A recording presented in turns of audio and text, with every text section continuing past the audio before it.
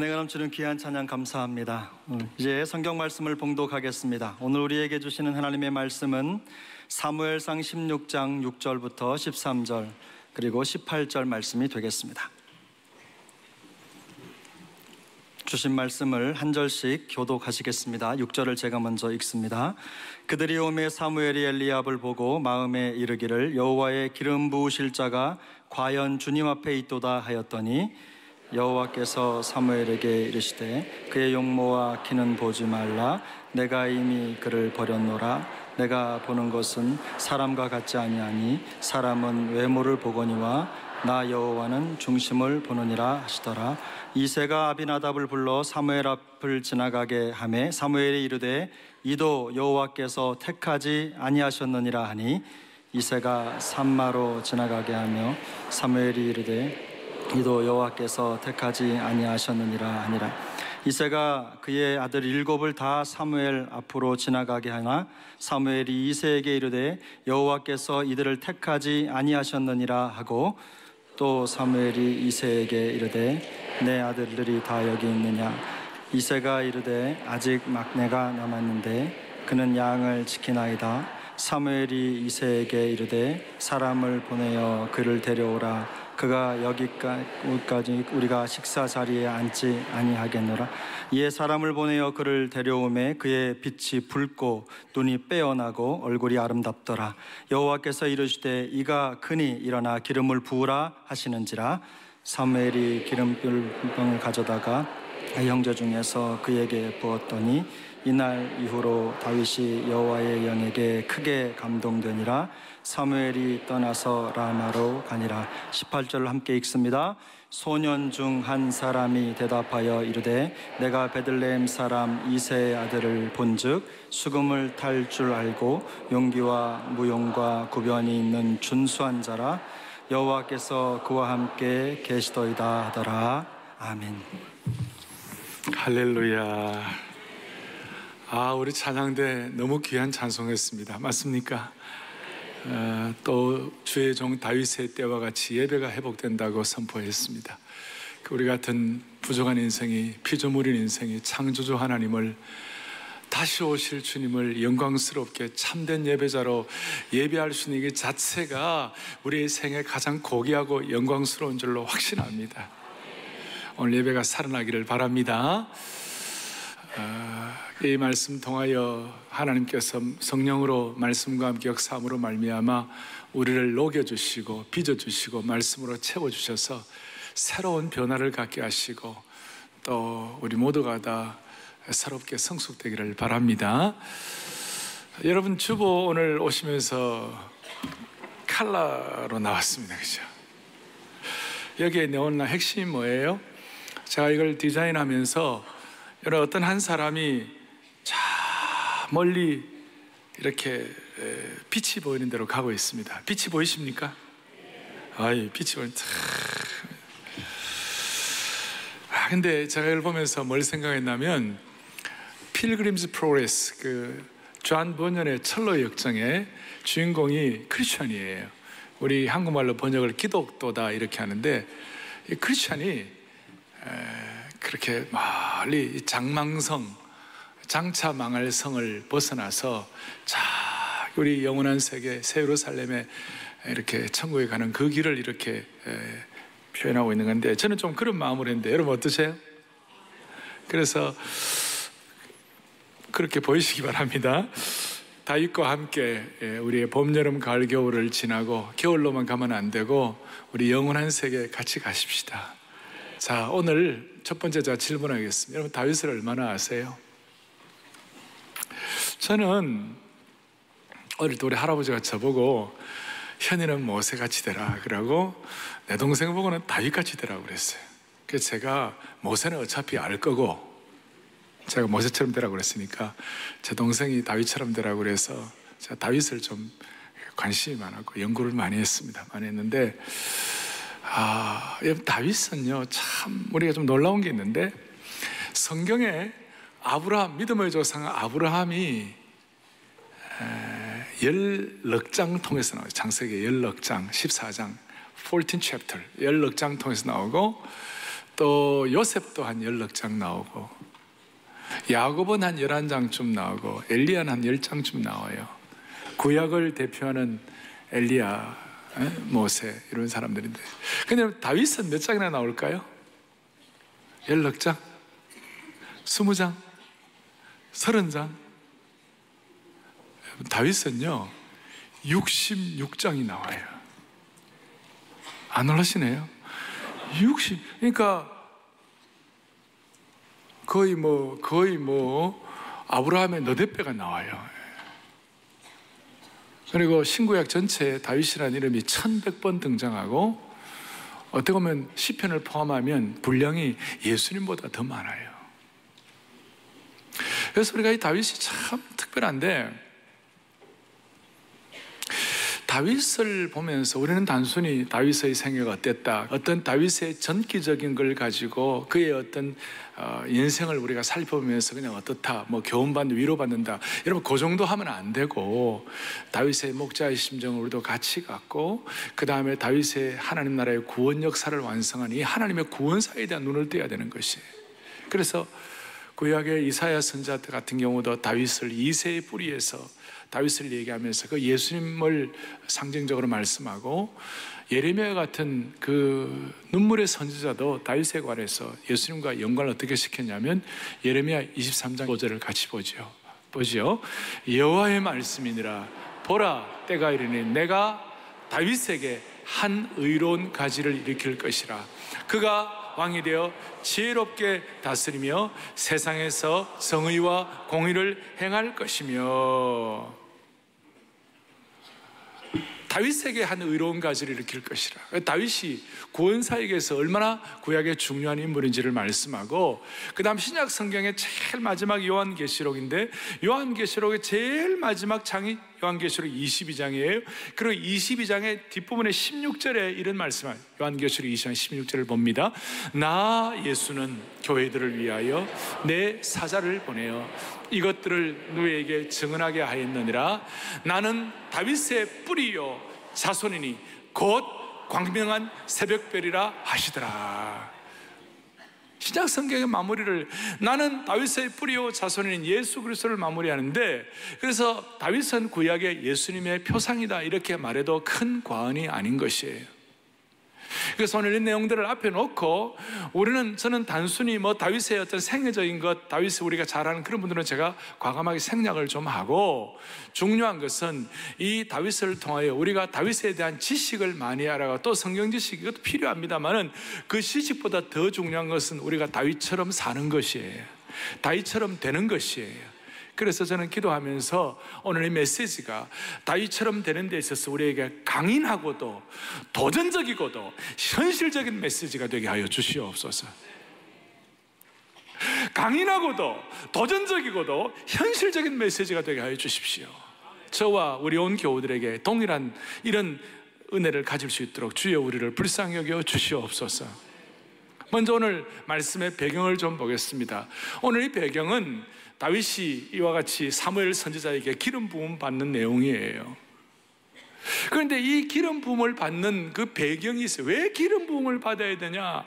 왜 하나님께서 다윗에게 이와 같이 기름 부음을 사무엘을 통해 주실 것인가? 그 이유가 있는 거예요. 그 이유는 다윗의 바로 전에 이제 사울왕이 있고, 사울왕이 왜 되느냐면 사사시대를 마감하면서 사울왕이 되고 이렇게 시작이 되는데, 사사시대를 한마디로 어떻게 설명하느냐? 사사기 21장 25절에 이런 내용이 나와 있습니다. 보시죠. 그때에 이스라엘 왕이 없으므로 사람이 각기 자기의 소견에 옳은 대로 행하였더라. 사람이 전부 자기 소견대로 옳은 대로 행하는 것이에요. 자기 소견에 옳은 대로 행하니까 무슨 일이 벌어지는가? 혼돈과 혼란이, 질서가 없어요. 안정감이 없어요.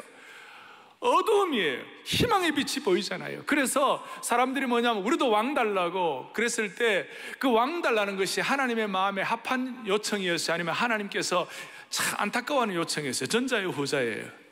후자죠. 하나님이 왕 되셔서 이스라엘 민족을 인도하신다고 하시는데 그걸 인간적인 왕을 가지고 대체를 하려고 그랬어요. 그래서 호세아에 보면 호세아 말씀에 13장 11절에 보니까 보세요. 내가 분노함으로 너에게 왕을 주고 진노함으로 패하였노라. 하나님이 이스라엘 그 왕되는 모든 과정들에 하나님 너무 마음이 안타까웠어요. 그리고 실질적으로 사울왕이 왕이 되지만 결국 사울이 처음에는 그의 마음이 겸손하게 이렇게 하는 것 같았지만 나중에는 그 마음 못 지켰어요. 못 지켜가지고 나중에는 사울왕이 배교자가 된 것이에요. 접신한 영매의 그 잘못된 귀신 들린 여자를 접촉하고 이렇게 해서 우리 신앙적으로 말하면 배교자가 되었고 그 결과 무슨 일이 벌어졌는가? 나중에 사울왕이 길보아에서 자살을 하고 끝나는 그 인생을 막으면 얼마나 안타깝습니까? 그러니까 한마디로 희망의 빛이 보이지 않아요. 낙관론을 펼칠 수가 없고 그 어두움의 세력이 이스라엘 민족과 시대를 덮고 있는 것이. 그러면 그걸로 끝나야 되는가? 우리 하나님은 그렇지 않잖아요. 우리 하나님은 언제든지 어둠의 시대, 디소더되고 혼돈된 시대, 그 다음에 이 희망이 없는 그 시대에 하나님은 그대로 두기를 원치 않으세요. 하나님은 어떻게 하시는가? 하나님은 목자의 심정을 가지시고 우리를 보고 민망히 여기고 불쌍히 여기고 늘 우리를 측은히 계시고 우리가 주님 앞에서 잘 되는 것이, 잘 되어가는 것이 하나님의 목표예요. 우리가 망하는 것이 하나님의 목표가 아니란 말이에요. 그러니까 하나님은 이걸 보고 너무 안타까워서 하나님은 어떻게 신적 개입을 하시는 거예요. 신적 개입을 하시는데 어떻게 신적 개입을 하시는가? 앞에 사무엘상 13장에 보면 사무엘 13장 14절에 같이 보겠습니다. 여호와께서, 다시 한번 누구께서요? 여호와께서 그의 마음에 맞는 사람을 구하여 또 계속 여호와께서 그를 그의 백성의 지도자로 삼으셨느니라. 하나님께서 그의 마음에 맞는 사람을 구한다 그랬어요. 하나님의 마음에 맞는 사람을 구하여 가지고 신적 개입을 하신다고 그랬어요.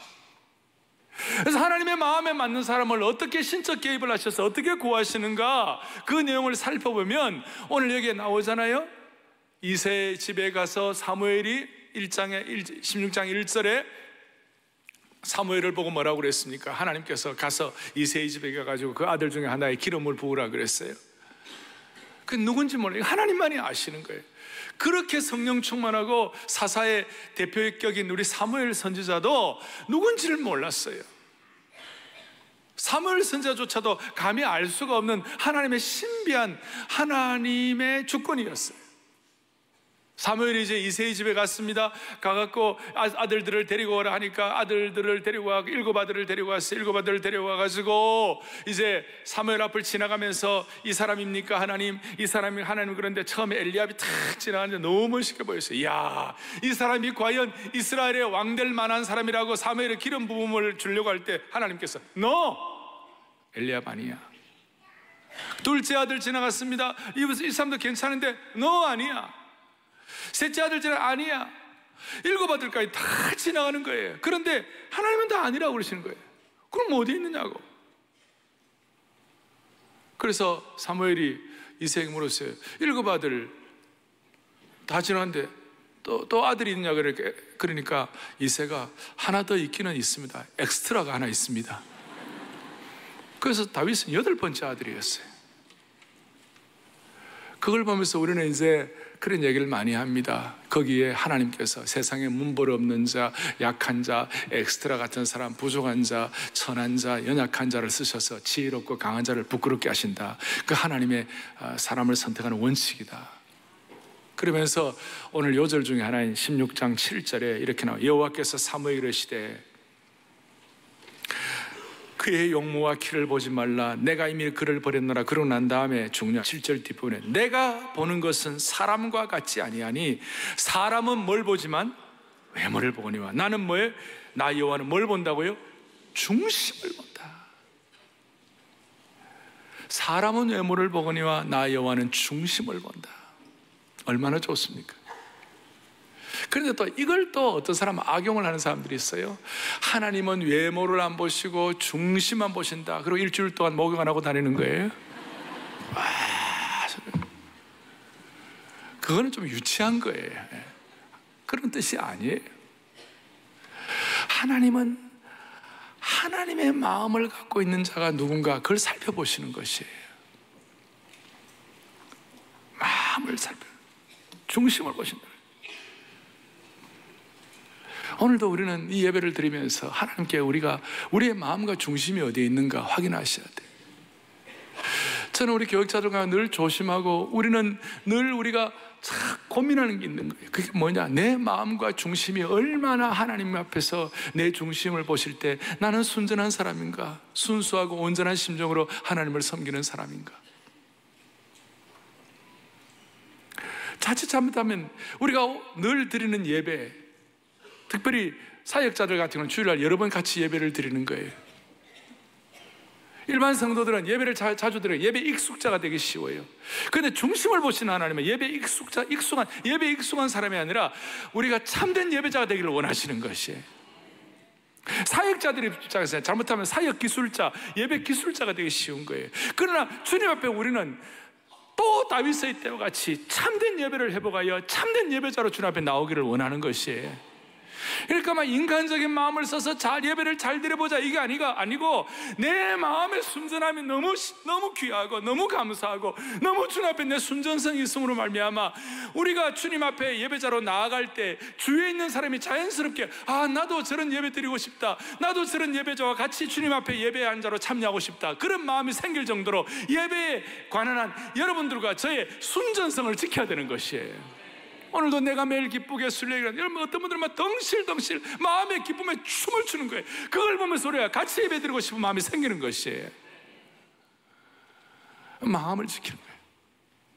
그래서 오늘 하나는 하나님의 마음에 합한 사람은 순전한 마음의 중심이 하나님 마음에 합한 사람, 그것이 무슨 의미인가? 내 중심이 하나님 마음에 합한 사람, 것이 어떤 것인가? 그래서 오늘 이 말씀을 해석한 안디옥 지역에서 하나님의 말씀을 가르치고 선포했던 사도 바울이 다윗에 대해서 이런 해석을 하는 거예요. 사도행전 13장 22절에 이렇게 나와 있어요. 같이 보겠습니다. 내가 아들 다윗을 만나니, 그 다음 뭡니까? 사도 바울이 이렇게 해석을 했어요. 하나님의 사람 다윗, 이새의 아들 다윗은 하나님의 마음에 뭐한 사람이라? 맞는 사람이라. 옛날 성경은 하나님의 마음에 합한 사람이라.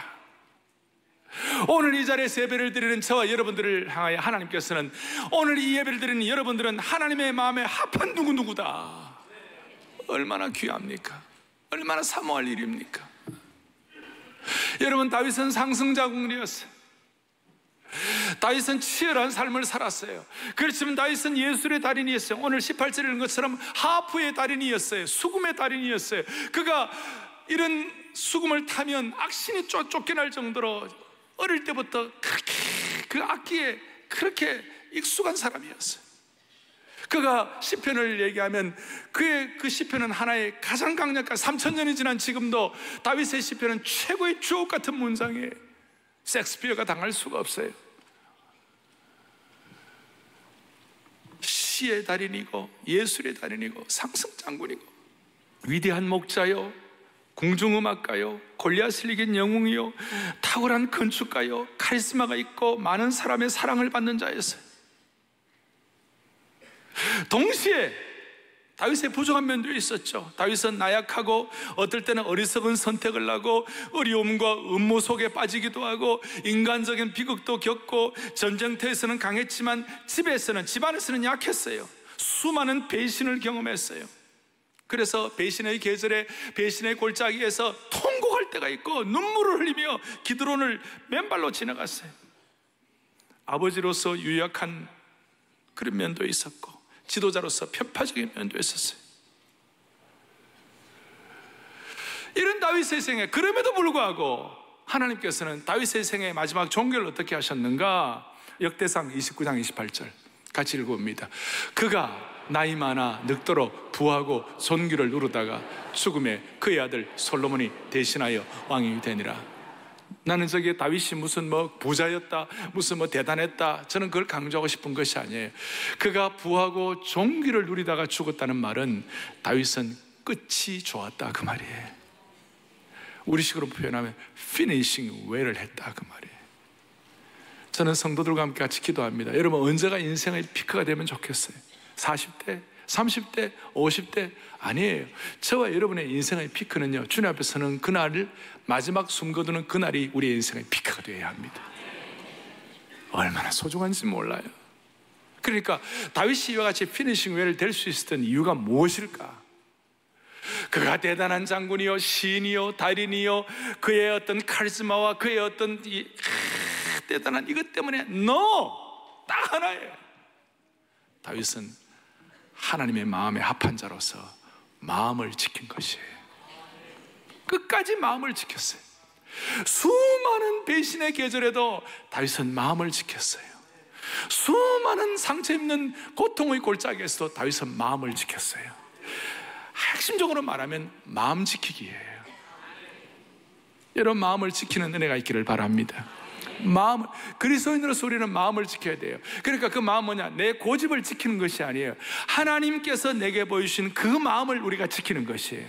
하나님이 주신 그 마음을 지키는 것이에요. 여러분, 요즘요, 건강 지키기가 대붐이 일어났어요. 그래서 무슨 음식을 먹을까? 운동은 어떻게 할까? 우리가 어떻게 하면 우리 건강을 지키고 우리 세포는 어떻게 할까? 막 건강 지키는데 온갖 투자를 다 하고 있어요. 그리고 재산 지키는 거, 집 지키는 거, 건강 지키는 거, 우리가 어떻게 보면 혈안이 되어 있어요. 그런데 분명한 것은 이겁니다. 건강보다도, 재산 지키는 것보다도 마음 지키는 것이 100배나 중요합니다. 아니, 100배 이상이에요. 여러분, 건강 아무리 지켜도 어느 시간에는 우리의 몸은 노쇠해가지고 쓰러져 그냥 우리는 다 죄가 될 것이에요. 우리의 저 아름다운 집, 우리의 어떤 재산들도 어느 순간에 다 사라질 것이에요. 죽는 그 순간에 하나도 갖고 갈 것이 없어요. 그런데 우리의 마음을 지키면 이 마음은 영원과 있다 있는 것이에요. 마음 지키는 것이 너무 좋아요. 다윗은 그 어려운 삶의 곡절 가운데서도, 혹독한 골짜기를 지나면서도 끝까지 마음을 지켰어요. 온 마음으로 주님을 향한 한결같은 마음으로 인생의 경주를 했어요. 수많은 질곡의 역사 가운데서도 마음을 지켰어요. 성경에서 마음과 중심이라는 단어가 870번 이상 나와요. 그리고 우리의 삶의 행동이 열매라면 우리의 마음은 우리의 삶의 나무의 뿌리가 되는 것이에요. 어떻게 보면 열매보다 더 중요한 것은 뿌리가 중요한 것이에요. 열매는 있다가 사라질 수도 있지만 뿌리가 강건하면 계속해서 열매를 맺을 수가 있는 것이에요. 그것이 뭐냐? 우리의 마음이라는 것이에요. 사랑하는 교우들이여, 끝까지 우리 마음 지키십시다. 건강 지키는 것, 재산 지키는 것 100배의 에너지를 가지고 마음을 지키십시다. 그럼 우리는 영원한 삶을 살아갈 수가 있는 것이에요. 그래서 저는 마음 지킨다는 것이 뭔가, 역대하 6장 14절 좀 같이 보겠습니다. 시작.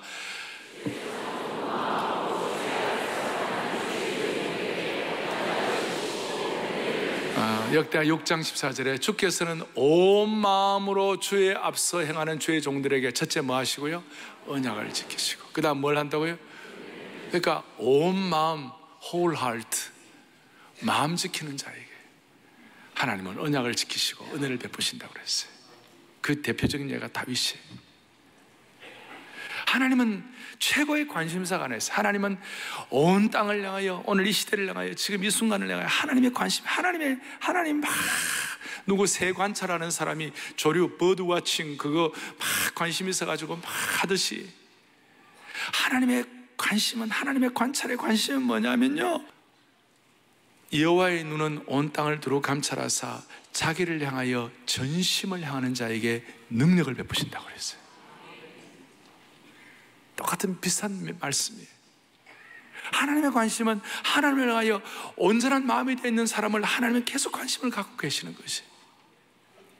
그러니 우리 주위를 보세요. 저는 오늘 이 말씀을 준비하며 제가 젊을 때부터 오늘까지 지내오면서 내 주위에 있는 내 믿음의 친구들, 동력자들, 나와 함께 비전의 동력자들을 쭉 한번 이렇게 하면 제가 생각을 해보았어요. 아, 하나님이 그 사람을 왜 쓰셨나? 하나님이 하나님의 젊은이들을 어떻게 계속 쓰셨나 보니까 첫째는 그 단어가 세 가지였어요. 그 당시에 우리가 가졌던 마음. 첫째는 heart, 우리의 heart, 마음이라는 단어였어요. 두 번째는 vision이라는 단어였어요. 근데 그 비전이라는 것은 내가 가진 비전이 아니에요. 하나님이 주신 내 마음을 통한 비전이었어요. 세 번째는 skill이었어요. S-K-I-L-L. 이 skill이라는 말은 뭐냐면 공교함. 우리말로 하면, 우리식으로 하면 우리가 갖고 있는 어떤 프로페셔널한 전문적인 실력, 이걸 skill이라고 말할 수 있어요. 근데 스킬도 그냥 스킬이 아니라 하나님 주신 마음과 연결, 마음 지키기를 통하여 나타난 스킬이에요. 그러니 스킬보다도 더 중요한 것은 비전이고, 아무리 스킬이 있어도 하나님 주신 비전이 없은 스킬은 그건 안 되는 거예요. 또 하나님이 아무리 주신 비전이라 할지라도 하나님 주신 마음을 계속 지켜나가지만 그 비전을 유지할 수가 없는 거예요. 그래서 스킬보다 중요한 것은 비전이고, 비전보다 중요한 것은 하트다. 마음을 지키는 것이다. 그리고 그 모든 마음은 주님이 주신 마음과 그 마음을 통한 비전이요, 마음을 통한 스킬이다. 이걸 늘 인식하고 다니고, 그걸 생각한 것이 우리 주위에 있는 많은 젊은이들, 지난 30, 40년, 40, 50년 하나님을 쓰신 이유가 아닐까, 그런 생각을 해보았습니다. 오늘 여기 계시는 나이 드신 어른들, 마음이 젊은 분들, 또 실제로 우리 육신적으로, 육신의 나이가, 생물학적 나이가 젊은 분들 마음속에 하나님 아버지 평생 이 마음 지켜가지고 하트와 비전과 스킬의 균형을 잡도록 도와주십시오. 그러기 위해서 제가 두 가지 적용을 하겠습니다. 첫 번째 적용은 뭐냐, 하나님께서 마음 지킬 수 있도록 다윗에게는 어떻게 마음을 지키도록, 어떻게 마음을 하나님의 합한 자로 계속 그걸 유지하게 하셨는가. 핵심이 뭐냐, 철저하게 고독을 통한 마음 훈련을 시켰어요. 고독. 다윗은요 얼마나 고독했느냐, 7명 형제들 사이에 낄 수도 없을 정도로 자기는 그냥 나와가지고 저 베들레헴 근교의 황무지에서 밤새도록 양을 친 거예요. 그 당시에 이스라엘 나라에 한낮에 뜨거운 열기와 한밤의 냉기, 밤을 지켜가면서 그 냉기와 열기를 지켜가면 그 고독 가운데서 양들을 지키는 거예요. 그리고 처절한 현실이에요. 적당한 고독이 아니에요. 아무도 없어요. 사자가 와서 양을 핥혀가고 곰의 발탑이 양을 찢고 하는 뒤에 17장 뒤에 나오잖아요. 다윗이 그런 고백을 하잖아요. 어떻게 할 바를 모르는 그런 사람, 양 지키기 위하여 나 혼자 있는데 사자와 곰이 와갖고 양을 앗아가려고 할 때 내가 철저하게 싸우고 투정하고 정말 강인한 현실적인 면을 직면했다는 것이. 베들레헴 부근의 황무지는 쾌적하고 아름다운 곳이 아니에요. 황량하고 쓸쓸하고 억세고 고독한 곳이었어요. 이것이 다윗의 청소년기의 광야 학교였어요.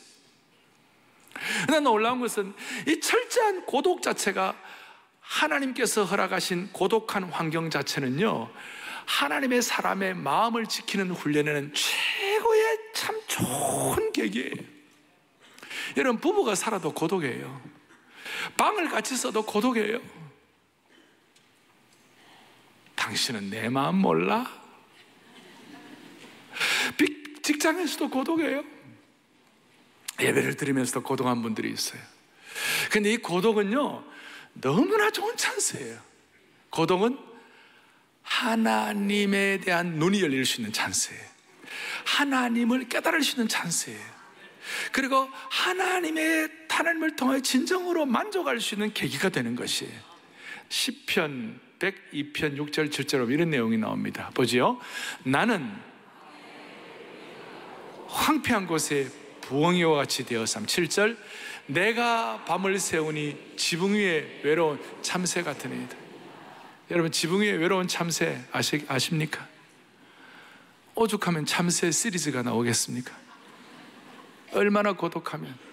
올빼미, 광야의 올빼미, 황폐한 곳의 부엉이, 을씨년스러운 고독이에요. 그 고독한 것 가운데서 그 고독을 통하여 하나님이 마음 지키도록 어떻게 훈련하는가? 시편 60편 5절에 시편 기자가 뭐라고 설명하는 것이에요. 보겠습니다. 나의 하나님만 바라라. 무릇, 이게 다윗의 고백이에요. 내가 지붕 위에 외로운 참새와 같고 광야의 올빼미와 같고 황폐한 곳의 부흥과 같은 그런 처절한 고독이지만 그 고독을 통하여 내 눈이 열려가지고 하나님이 어떤 분이신을 깨닫게 되니까 하나님만 바라봄으로 말미암아 내 인생의 진정한 소망과 만족은 하나님께로부터만 나올 수가 있구나. 고독을 통하여 하나님에 대한 눈이 열리고 하나님을 깨닫게 되고 하나님으로 만족하게 되는 것이에요. 윌리엄 워즈워드라는 유명한 19세기의 영국 시인이 있죠. 그가 고독에 대해서 이런 표현을 합니다. 어떻게 보면 고독에 대한 축복입니다. 고독은 마음의 눈. 고독 자체가 마음의 눈이라는 거예요. 그리고 그 눈을 뜰 때에 억만 개의 새 별을 볼 수 있다. 새로운 별을 볼 수 있다. 고독을 마음의 눈으로 표현하고 있어요. 워즈워드는 이런 표현을 하지만 우리는 고독을 통하여 새로운 억만 개의 별을 보는데 그 별이 다른 것이 아니라 하나님을 알 수가 있는 것이에요. 하나님에 대한 눈이 열리는 것이에요.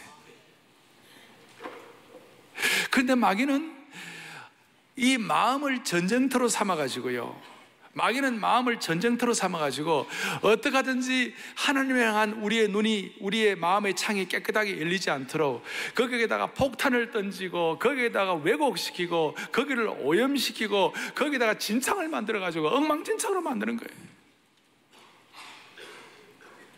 인생의 자동차의 운전석 앞에 있는 유리창을 막 수많은 더러움과 오염된 것과 진흙과 그 다음에 먼지와 그 다음에 새 배설물과 이런 것들을 막 덕지덕지 붙여놔가지고 보이질 않게 하는 것이 마귀의 작전이에요.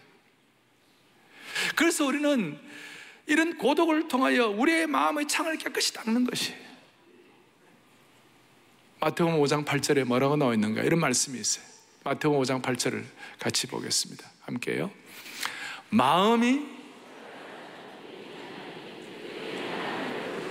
여러분, 마음이 뭐 한 자는요? 청결한 자는 복이 있어가지고 하나님을 본다고 그랬어요.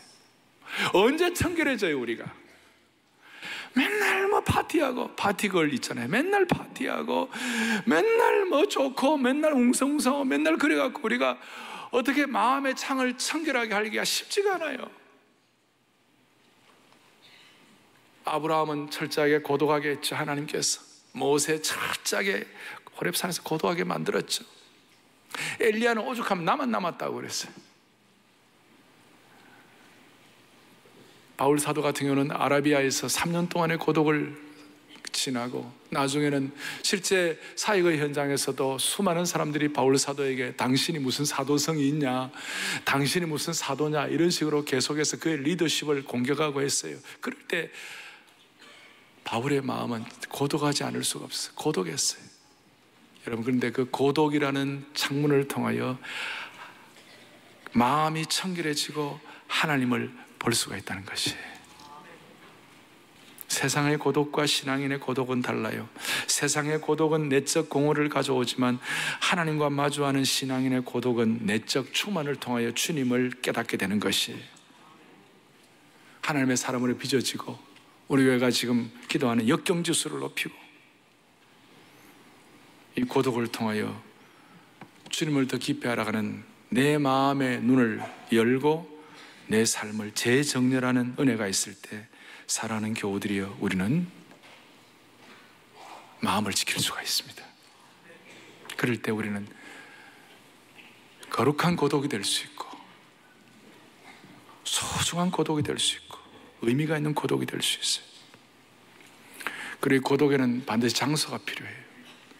다윗이 베들레헴 근교에서 황무지에서 고독의 장소가 있었다면 우리에게도 장소가 필요해요. 그리고 고독의 장소에서 우리는 육체 훈련을 하는 거예요. 다윗은 그 고독의 장소에서 물맷돌을 던지는 훈련을 했어요. 그냥 그거 보면요, 머리카락 하나도 틀리지 않게 맞았다 그랬어요. 또 그 고독을 통하여 감성 훈련을 해야 돼. 다윗이 외로우니까 뭘 했을까요? 하프를 켰어요.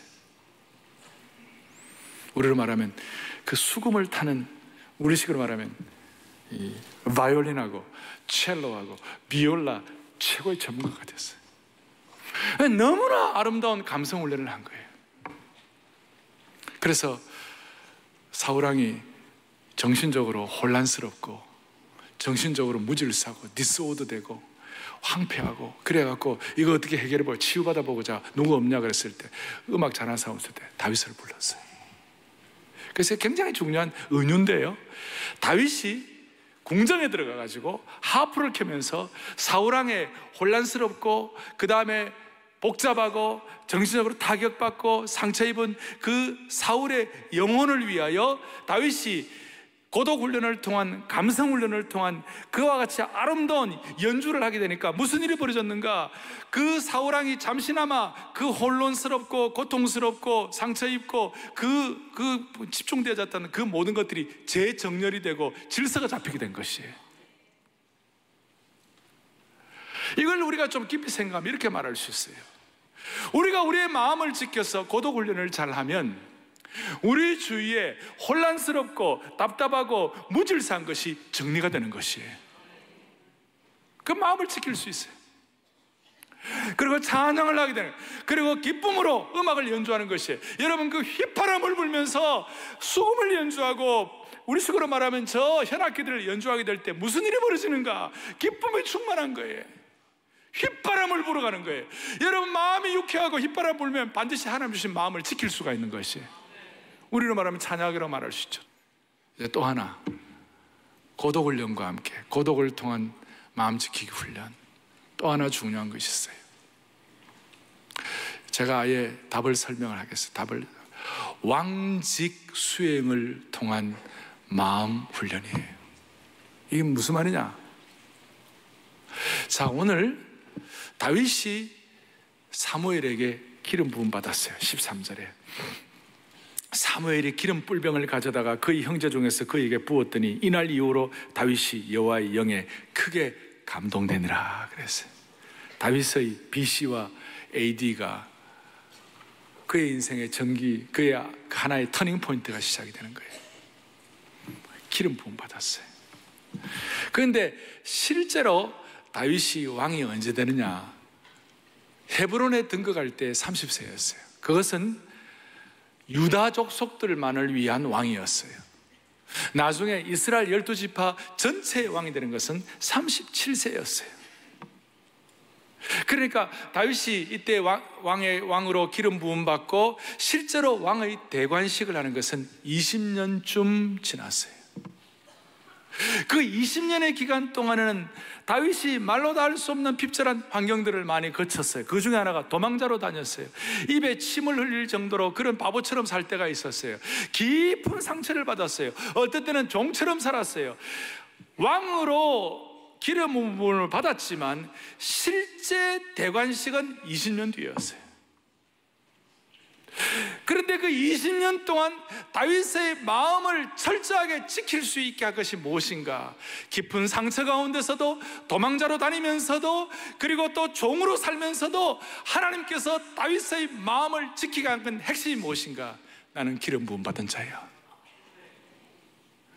내가 지금 왕의 대관식은 안 했지만 나는 지금 기름 부음 받은 자야. 그 의식이 다윗의 마음을 지키게 한 것이에요. 다윗을 살렸어요. 그 지극히 곤란한 다윗의 어떤 상황과 환경 가운데서도 다윗의 마음을 지킬 수 있도록 만든 것은 나는 기름 부음 받은 자예요. 오늘 이것이 우리에게 마음 지키기 어떤 도움이 됩니까? 여러분, 영적으로 보면 우리 사랑의 교회는 제자훈련을 통하여 왕같은 제사장을 얘기합니다. 왕같은 제사장이라는 말의 헬라어의 정확한 뜻은 왕직을 겸한 제사장이다, 그런 뜻이에요. 구약의 제사장은 어린 양의 피를 발라 거룩하게 구별하고 그 다음에 제사장들은 그 기름 부음을 받아서 세마포 옷을 입고 제사장이 되는 것이에요. 근데 신약의 왕직을 겸한 왕같은 제사장인 우리는 어린 양 대신 예수 그리스도의 피뿌림을 통하여 우리는 부족하지만 하나님이 우리를 하나님의 왕자 왕녀로 삼아주신 것이에요. 우리는 부족하지만 하나님께서 성령님으로 기름 부으셔서 예수 그리스도를 구세주와 주님으로 고백하게 하시고 영광스러운 교회의 일원이 되게 만들어주신 주님이세요. 구약의 제사장 옷을 입혀주신 그 하나님은 오늘도 우리에게는 의의 옷을, 의의 세마포옷을 입혀주신 주님이심을 믿고 우리는 찬양하는 것이에요. 문제는 우리가 언제, 얼마나 많은 시간이 지나면 우리가 왕이 될 수 있을까요? 우리가 언제, 얼마나 많은 시간이 지나면 우리가 왕으로서의 대관식을 할 수 있을까요? 그건 우리도 몰라요.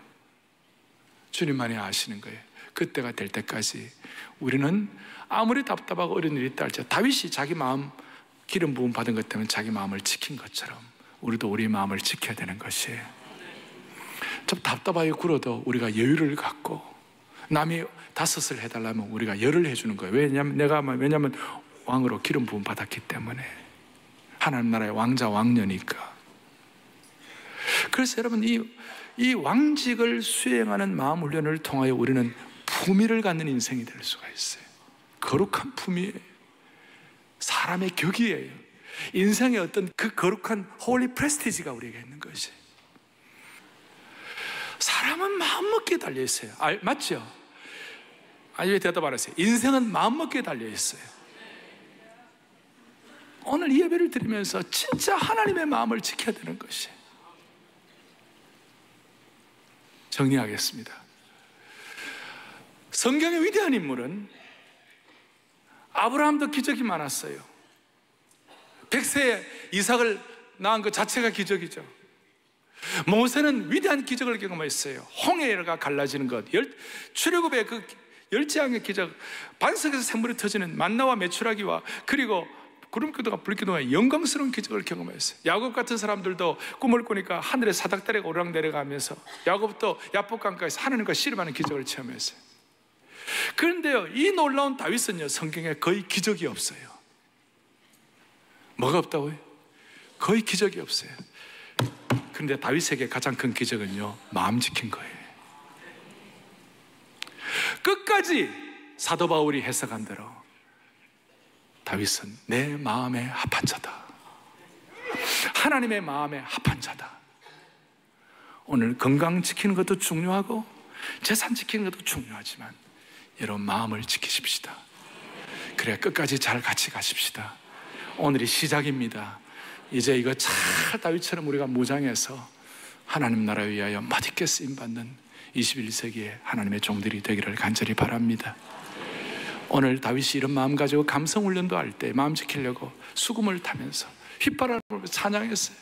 우리가 오늘 찬양한 대로 주 내 맘에 오신 후에 주 나를 인도하시네.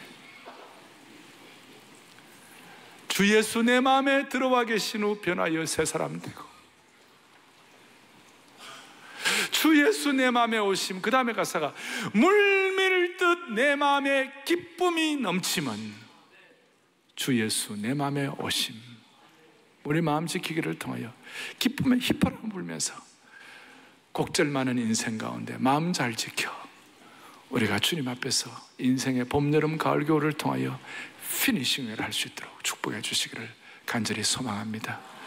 가슴에 손을 얹겠습니다. 하나님 아버지, 감사합니다. 생명의 근원이 마음에서 난다고 했습니다. 주여, 우리 다 마음 잘 지키게 하여 주시옵소서. 주님이 주신 마음 끝까지 지킬 수 있도록 고독훈련 잘 감당하게 하여 주시옵시고, 지금 당장 대관식은 하지 않지만 하나님의 왕자 왕녀로서 우리 모두가 다 이 과정들, 다윗으로 말하면 20년의 과정을 지켜간 것처럼 우리도 우리 생애의 시간들을 지켜나가게 하여 주시옵소서. 그래야 예수님 말씀한 대로 너 마음을 다하여 여호와를 의뢰하는 것이 크고 첫 번째 되는 계명임을 평생 지켜나가게 하여 주시옵소서. 우리 주 예수 그리스도 이름 받들어 간절히 기도 올리옵나이다. 아멘. 아멘.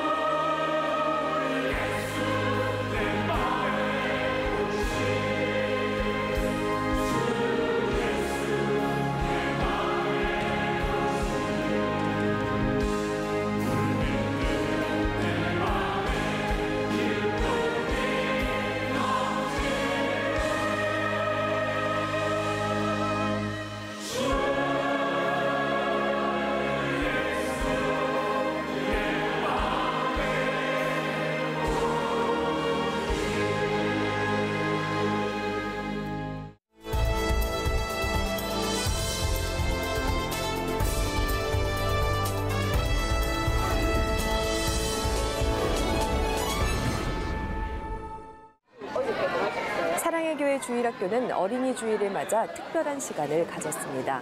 0세부터 3세 아기와 부모가 함께하는 영화부에서는 뽀로로와 친구들이 등장하는 인형극으로 말씀을 전했는데요.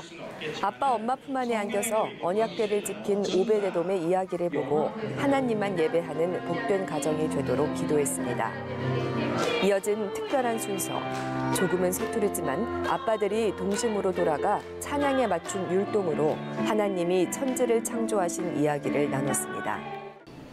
4, 5세 유아부에서는 다윗의 어린 시절로 인형극을 함께 보고 코스 활동을 함께 했습니다.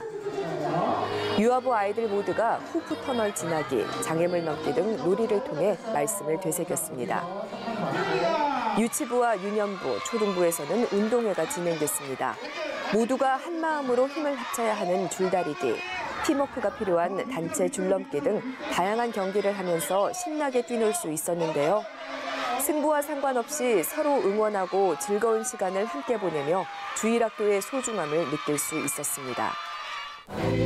온 마음을 다해 찬양하며 오로지 주님께 영광 드리고 기쁨과 감사를 나누는 우리 다음 세대들이 항상 밝고 건강하게 주님의 품 안에서 예수님처럼 자라고 예배의 자리에 나오기를 힘쓰며 말씀을 통해 지혜를 얻어 이 시대를 이끌어가는 언약의 세대로 성장하기를 소망합니다.